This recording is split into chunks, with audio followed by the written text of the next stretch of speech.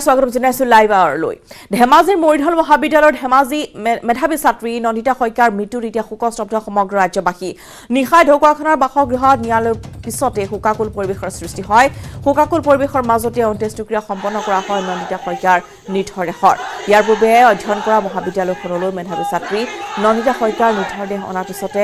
শোকাকুল পৰিৱেশৰ সৃষ্টি হয় বৃহৎ সমদল কৰি শিক্ষাৰ্থী আৰু ৰাইজে মহাবিদ্যালয়লৈ নিলে ছাত্ৰীগৰাকীৰ নিথৰদেহ দুখিক ফাঁচী দাবীত ৰাজপথ উত্তাল কৰি তোলে শিক্ষাৰ্থীসকলে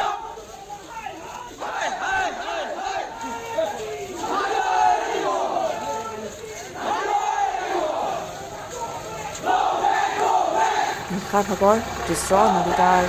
নিথৰদেহ মহাবিদ্যালয়লৈ নিয়া হৈছিল আৰু সকলোৱে তেওঁলোকে শ্ৰদ্ধাঞ্জলি জ্ঞাপন কৰিছে আৰু সেই মুহূৰ্ততে কোনো দেখিবলৈ পোৱা গৈছে শিক্ষাৰ্থীসকল সমানেই উত্তেজিত হৈ পৰা পৰিলক্ষিত হৈছে যিহেতু এগৰাকী ব্যক্তিয়ে নৃশংসভাৱে অতি ৰাজপথতে ডাইৰেক্ট ঘূপিয়াই হত্যা কৰিলে মূৰত গুৰুতৰভাৱে আঘাত পোৱা নন্দিতা দুটা দিন চিকিৎসাৰ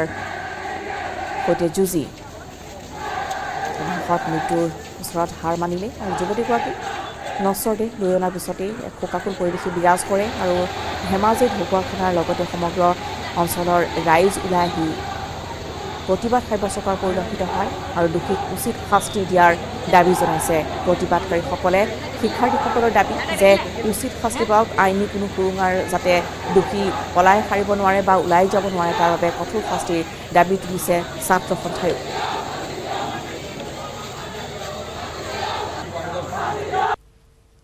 মহাবিদ্যালয়ৰ প্ৰতিষ্ঠাকালৰ পৰা আজিলৈকে এনেধৰণৰ কোনো ধৰণৰ ঘটনা সংঘটিত হোৱা নাছিল আৰু এই ঘটনাটো বিশেষভাৱে আমাৰ মহাবিদ্যালয়ৰ এগৰাকী চতুৰ্থ শ্ৰেণীৰ কৰ্মচাৰী জড়িত থাকি আমাক আচলতে আৰু লজ্জিত কৰিছে নন্দিতা শইকীয়াৰ নিচিনা এগৰাকী মেধাৱী ছাত্ৰীক হেৰুৱাই আমি নিতান্তই মৰ্মাহত হৈছোঁ যিদিনাৰ পৰা আচলতে তেখেতৰ এই ঘটনাটো সংঘটিত হ'ল সেইদিনাৰ পৰা আমি মহাবিদ্যালয় পৰিয়ালে একেৰাহে মানে তেখেতক ঘূৰাই আনিবৰ কাৰণে তেখেতক এটা সুস্থ অৱস্থালৈ আনিবৰ কাৰণে অহোপুৰুষাৰ্থ কৰিছিলোঁ কিন্তু আমি সফল হ'ব নোৱাৰিলোঁ আজি এই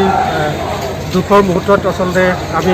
আমাৰ যিবিলাক বেদনা আচলতে প্ৰকাশ কৰিব পৰা নাই কি ক'ম তাৰমানে আমি এতিয়া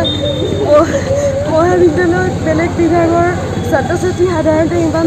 নাথাকে আমাৰ যদিও বেলেগ বিভাগ আছিল কিন্তু ফ্ৰেচাৰ্ছৰ দিনাই তাই যিখিনি প্ৰতিভা আছিল আমি চিনাকি হৈ গৈছিলোঁ আৰু যেতিয়াই দেখোঁ মানে আহোঁতে ইমান ধুনীয়াকৈ মাতে মানে সহ্য কৰিব নোৱাৰে তাৰমানে